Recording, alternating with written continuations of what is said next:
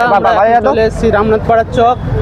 আর এইখানে দুধের ডেলি আছে, এই যে দেখতে পাচ্ছ। তো আমরা এখন সবজি নিতে এসেছি, সবজি নেবো এইখানে।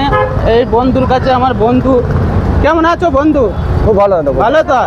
তো তোমার ভালো ভালো ফ্রেশ মাল আছে, ডাঁটা আছে, টমেটো আছে, আছে। হ্যাঁ, ভেন্ডি আছে, সিম আছে, দেশের সব কিছু পাওয়া যাবে এই দাদার কাছে। এখানে বাঁধাকপি আছে, ফুলকপি আছে, পুঁই শাক আছে, লাউ শাক আছে, আর এখানে কাঁচা কলা আছে। ঠিক আছে, এই যে কচি কচি পালং শাক আছে। ভাইজান, তো আমি তোমাকে এই যে আমাদের রামনাথপাড়া, আগে যেরকম তোমার কাছে কেনা বেচা হতো, তো এখন কিরম চলছে? আগেকার মতন চলছে কি? না, আগের মতন নেই ভাইজান, চলছে না। তো আমরা আমি তো ভগবতী পাড়ায় থাকি, তো ভগবতী পাড়ায় এখন অনেক চলে গেছে রামনাথপাড়া থেকে, কি বলা? অনেক চলে গেছে। তো সেরকম এখন তোমার ধান্দা আগেকার মতন চলছে না, তাই তো? না।